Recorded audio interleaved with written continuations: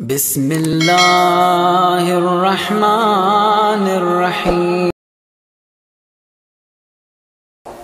اور پھر آپ کی سیرت، آپ کے اخلاق، اس کا بیان ہے۔ تمام امت کم سے کم اس حد تک متحد ہے، وہ پیغمبر جس میں یہ سب محاسن ہیں، اس نے اپنی اس بیٹی کو کیوں کہا ام ابیہا؟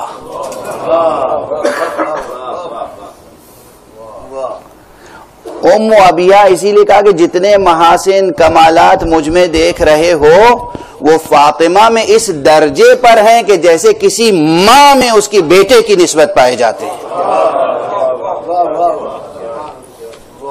کس قدر بلیغ یہ لقب ہے ام ابیہا، یوں ہی ہے صرف محبت میں فرما دیا تھا۔ یہ ام ابیہا کی ترکیب پہ سوچتے رہیے کہ کیوں فرمایا، یہ ترکیب کیا ہے؟ اپنے باپ کی ماں۔ کس اعتبار سے اپنے باپ کی ماں ہو سکتی ہے؟ حسن میں، کمال میں، علم میں،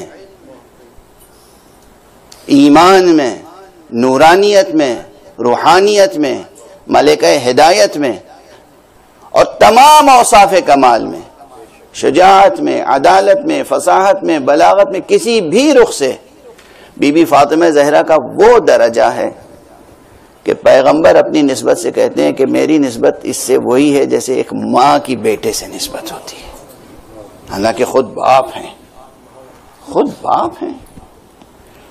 اور پھر عملاً یہ صرف کہہ نہیں دیا، عملاً تعظیم کر کے دکھا دی۔ یہ بھی اپنوں اور پرایوں سب کی مثالیں کہ جب بی بی فاطمہ زہرا مسجد میں تشریف لاتی تھی تو حضور اپنی جگہ چھوڑ کر کھڑے ہو جاتے تھے، چند قدم آگے بڑھ کے استقبال کرتے تھے، پھر لا کر اپنی جگہ بٹھاتے تھے، خود ذرا ہٹ کر بیٹھ جاتے تھے۔ ہر باپ اپنی بیٹی کا احترام اس انداز سے کرتا ہے۔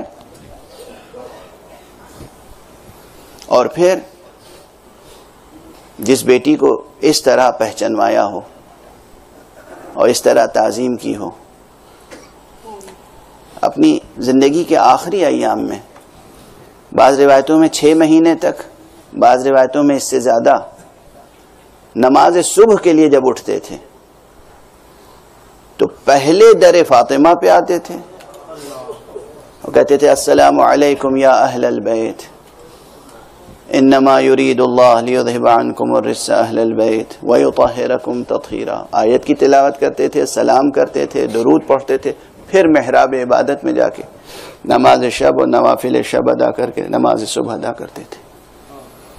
یہ وفات سے پہلے اس در کو اتنا تقدس بخشنا، اتنا اہتمام کرنا غالباً اسی لیے تھا کہ امت پہچان لے اور ممکن ہو تو کم سے کم اس در پہ ہجوم نہ کرے۔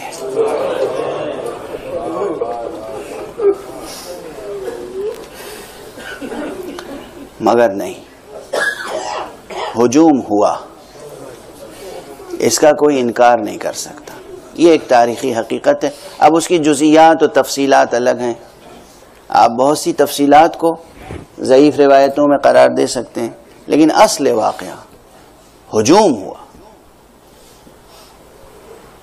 میں عموماً تفصیلات نہیں پڑھا کرتا، لیکن یہ بتائیے اگر آپ کے دلوں میں عشق مصطفیٰ ہے، معرفت الہی ہے، مقامات آل محمد کا ادراک ہے، تو صرف بی بی کے در کی بے حرمتی ہمارے لیے قیامت تک ماتم کرنے کے لیے کافی ہے۔ بس اتنی سی بات۔ کس در کی بے حرمتی ہوئی ہے؟ اپنے مقام معرفت کو بلند کیجیے۔ کس در کی بے حرمتی ہوئی ہے؟ جس در پہ رسول آ کے کہیں السلام علیکم یا اہل البیت، اس دروازے پہ کوئی کھڑا ہو کر کہے ہم اس گھر کو جلا دیں گے۔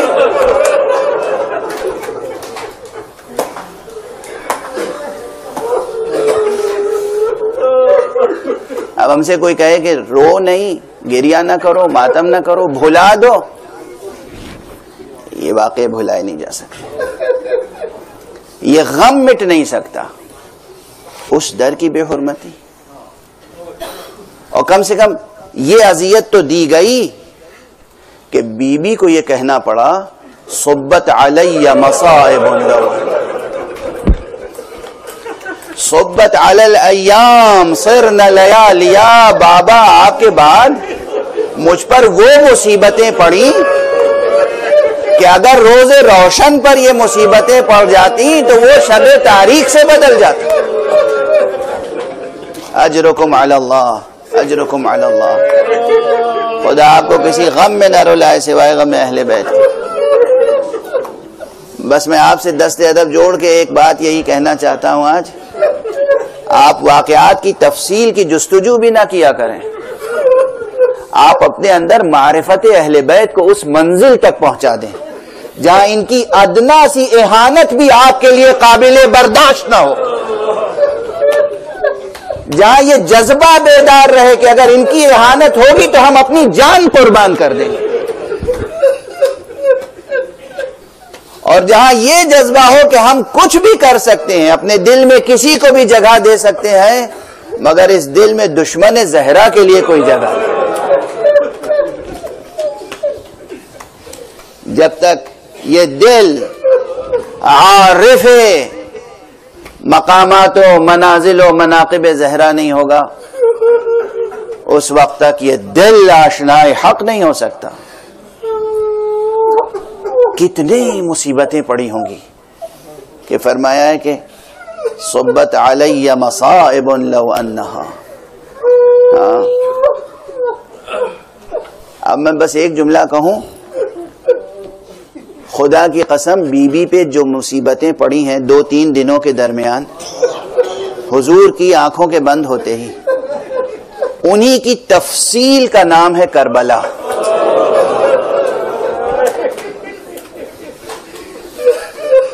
جو کچھ واقعات کربلا میں ہوئے تقریباً وہ سب واقعات بی بی پر گزرے. خدا کی قسم کوئی تاریخ کو اچھی طرح پڑھے تو وہ اس نتیجے تک پہنچے گا اطمینان کے ساتھ، کسی مبالغے کی گنجائش نہیں ہے. در بی بی پر آگ اور لکڑی لے کر آئے اور آگ لگائی، گھر نہیں جلا، مگر بعض روایتوں میں ہے کہ در جلا، در جل کے گرا اور بی بی زخمی ہوئی. لیکن کربلا میں جو خیمے جلے وہ خیمے ایسے جلے کہ راکھ ہو گئے.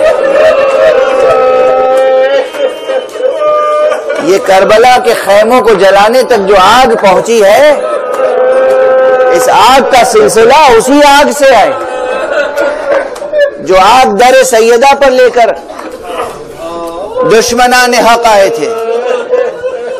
اور کربلا میں جس طریقے سے خیام جلے ہیں ان کا تذکرہ آپ سنتے رہتے ہیں، اس میں کوئی مبالغہ نہیں ہے. دشمن پہلے ایک خیمے میں آگ لگاتے تھے، جب بیویاں دوسرے خیمے میں جمع ہو جاتی تھیں تو اس خیمے میں آگ لگاتے تھے، جب اس خیمے میں جمع ہوتی تھیں تیسرے خیمے میں آگ لگاتے تھے. جب سارے خیمے جل گئے اور صرف ایک خیمہ رہ گیا جس میں کون تھا؟ علی ابن الحسین زین العابدین، تقریباً غشی کے عالم میں تھے، شدت مرض شدت علم میں بستر پہ لیٹے ہوئے تھے. اس خیمے میں تمام بیویاں آ گئیں. اب جب اس خیمے میں بھی آگ لگا دی گئی تو یہاں پر وہ جملہ ہے کہ بی بی زینب نے بھتیجے سے پوچھا ہے، بیٹا یہ بتاؤ تم اب امام وقت ہو، ہم جل کے راکھ ہو جائیں یا خیموں سے بے ردا نکل جائیں؟